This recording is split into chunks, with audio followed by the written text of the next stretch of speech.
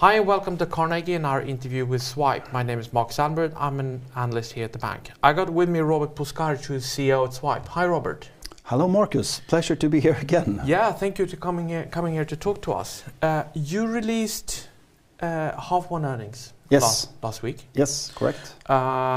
You keep building momentum in terms of number of partners and distributors. What is the status? I mean, first, I would like to say that if people believe that we are happy with what we have been able to deliver in this report, I mean, we are not. Obviously, I mean, I promised more, which was that I was expecting revenues, real deals, and more pilots to come in, and that, of course, is something that we have chased. Nevertheless, what we have been able to do is to create a momentum in building our partner network out there, right? And that is what we have communicated. And we have added partners in Europe, it's in France, in Italy, for Spain and Portugal, for the Nordics, for DACH, meaning in Germany, Austria, Switzerland. So I would say that we are well covered now when it comes to having people working on our behalf in order to push our technology to many sources. And many sources means the end user enterprise that are the takers of the cards that will use them in their everyday life, right? Because us having, one person in North America won't do the trick. I mean, we can of course talk to a few, but if we have, 10 partners in North America, of course they have a multiplying effect on how many other partners and sales organizations and installers and end user enterprises they can reach. So we have done both. We have worked with existing partners in order to try to get the end user enterprises that have proved, those decisions have proven to take way longer than expected, way longer. At the same time, the sales force and us centrally have done what we can, and that is signing up partners that we have a good coverage in all the countries and all the verticals where we have selected to play. We'll come back to many of these points, but if we start with, you look at the partners and distributors that you do have and the markets that you do cover.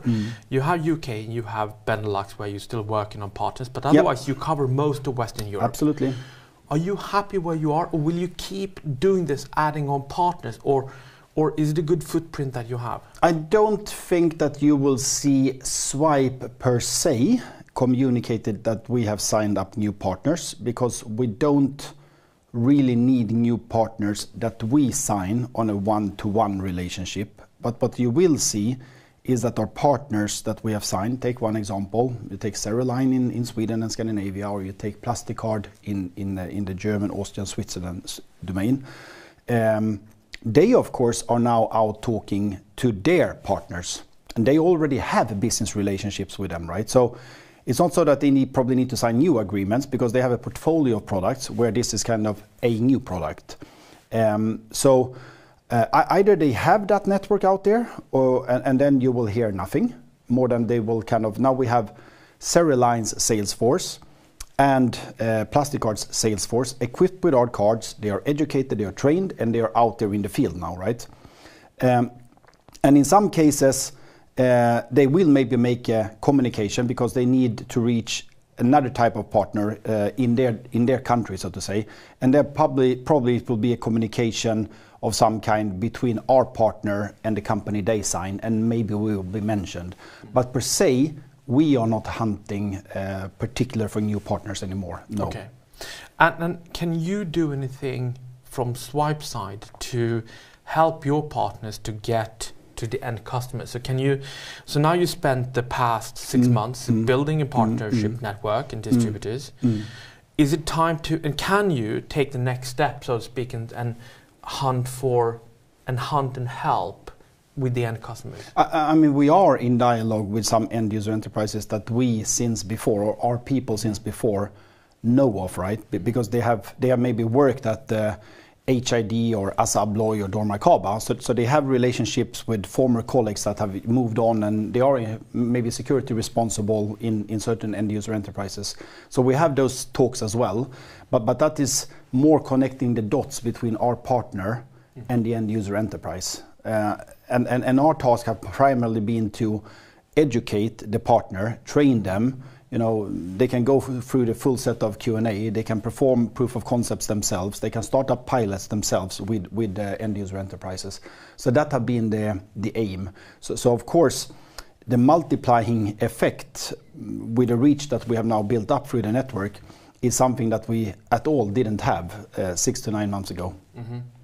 And we'll come back to the link between this and revenues. But before that, looking at the verticals that you focus on, data centers, airport, power stations, where are you the most positive? I know, for instance, that we had high hopes on the airports. It's taking a bit longer. You say in general it takes longer, which is understandable. But where are we on these verticals, and where are you most optimistic?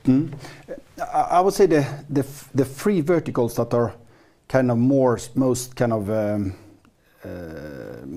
how to say tangible that you can look at. It is the data centers, the power plants, and the airports. Then, right?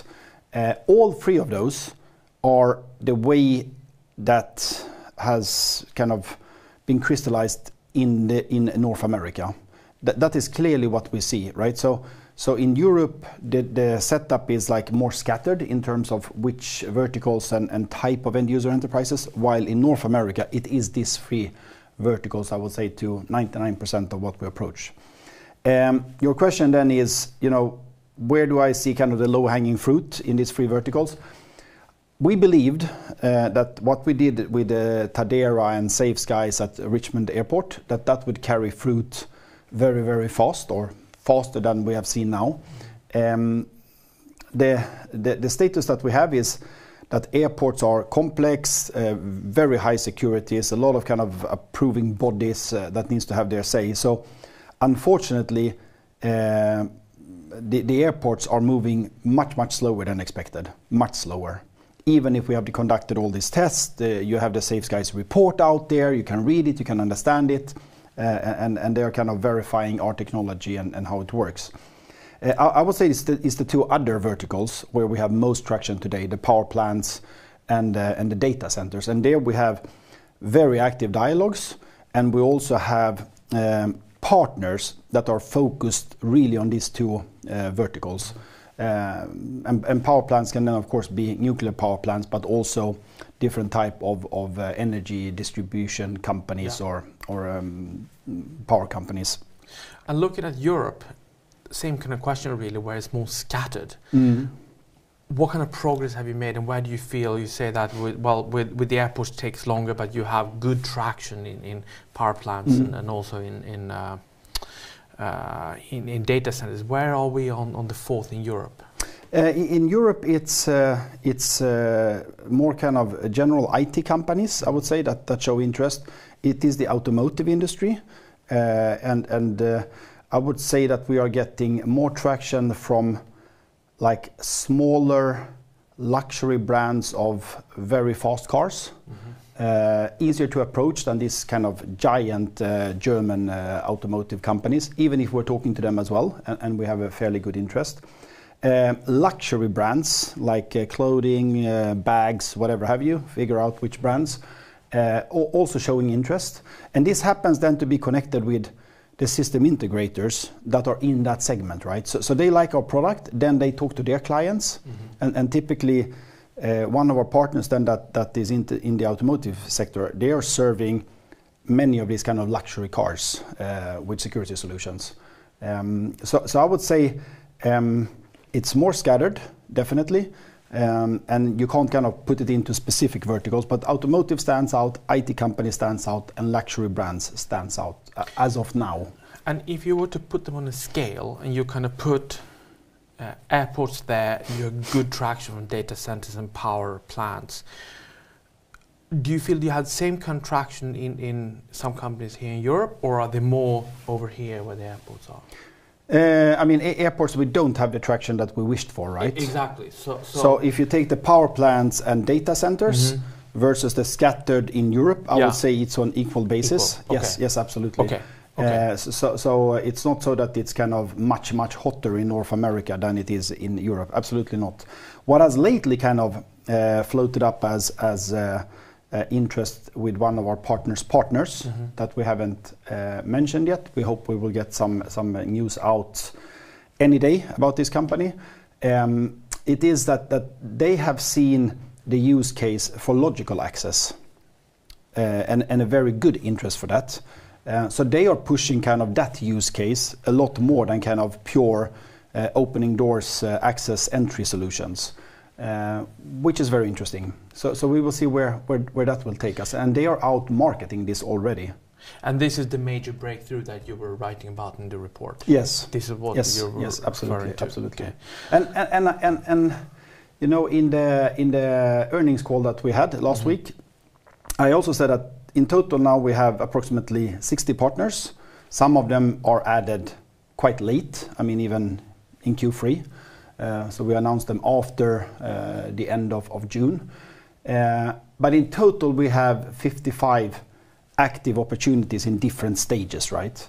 And interesting, when we started kind of looking at all these companies, which we also quoted in the presentation and in my CEO letter, these companies together have like 2.3 million employees.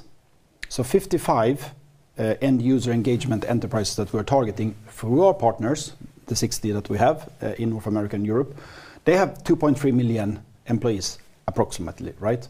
Which basically means 44,000 in average per enterprise, per engagement. So I mean, I don't believe that an enterprise will say, okay, we have like, you know, 200,000 employees, we will implement it for all 200,000. I don't think that's the case.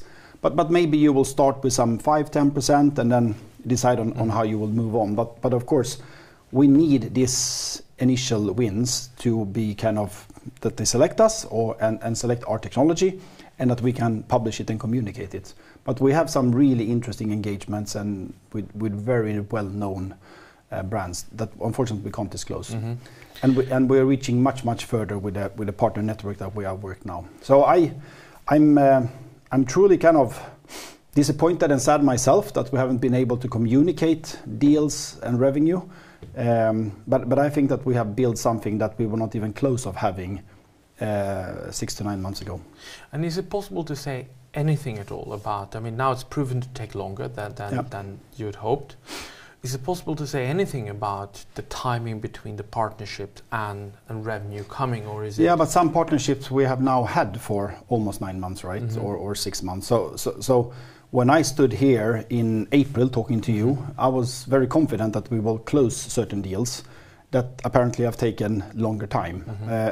Are they kind of stone dead and they have turned us down? Absolutely not. Of course, you have some that don't progress at all. But some are still worked on, and the customer is still evaluating and testing and whatever they are doing, but there is no decision. So if you ask me, you know, don't you have any deals in the pipe that you could close in, you know, next couple of weeks, months, quarter? Of course we have things that are pretty close, but as I said in April that I will have something standing here now, and I don't, I will leave it at that. Yeah. But we have of course opportunities that we're working on. What's your competition like? Competition, I mean, I wish that I had more competition, right? So that more people were out there talking about this type of products. There are a few. A few of them are still in the stage that they have battery-powered cards, which means that one generation older than us. There is one company that is on par with us. Maybe we have some advantages, maybe they have some advantages, depends on, you know, which architecture they have used, but it's the same generation of cards. But apart from that, not many. So the big guys, the Thales, IDEMIA, G&Ds of the world, they are not really active in this space yet, I should say. Okay. And moving on maybe to cost. So to touch upon your cost savings program, so you're cutting costs quite significantly. Yes. Where are you on your program? Everything that we have communicated is fully implemented, and it's giving the full effect as we are kind of, you know, ending Q2 and exiting Q2 into Q3. So there's kind of nothing more that we're waiting to kick in, if we put it that way. However, given the situation, We should remember that we are not even half the company that we were when I joined, because then we were gearing for scale up in the payment card domain, right? Now we are access card, and the breakthrough has not yet happened. So of course we're looking at cost all the time, and I think that we could cut a little bit further given the situation, because we need to make the funds last as long as possible until we have the conversion of opportunities, being revenue. And we're looking into that. That's all I can say. But for us, it's also, we have some very talented employees that are working really, really hard. And of course, we also don't want to lose them, because then we lose momentum. So it's a delicate balance between trying to save additional cost, but at the same time keeping salespeople and the few engineers that we have left in the company, so that they don't quit, because then we have maybe even a bigger problem. But if I look at the cost base per se, and as you exited Q2, you had a full effect. But I will still assume that you had a kind of drawdown of cost during Q2. Yeah, so of course. In absolute terms, it will as be we go into much more visible in Q3. Yeah. Yeah. Then you have the full effect going into Q3. Yeah, absolutely. Yes. And the same thing with the. I would assume that the cash burn is also the same thing, that you have a bit of a delay and drag from the cash burn. So the cash burn per month, which gone down from, let's call it 10,000 a month to 6-7. We still see some downside on that as we go into Q3. You will see that in Q3, that it's actually lower. Yeah, absolutely. Well, it sounds like there's a lot going on, that you have some news which should be coming in the near future. I sincerely hope so. And then we are looking forward to continuous progress. Thank you, Markus. Thank you very much for coming here to talk to us. Always a pleasure. Thank you. Thank you very much for listening. Thank you. Thank you.